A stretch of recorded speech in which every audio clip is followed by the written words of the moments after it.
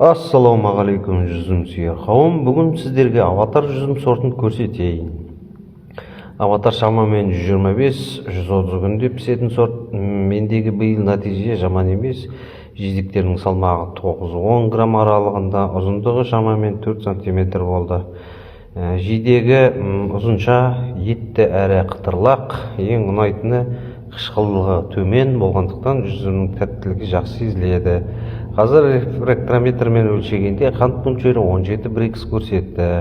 Бірақ жүзім бұтада әлі бірнеше күн тұрса, алдағы 5-10 күнде 18-19 Брикске дейін жетуі мүмкін деп ойлаймын.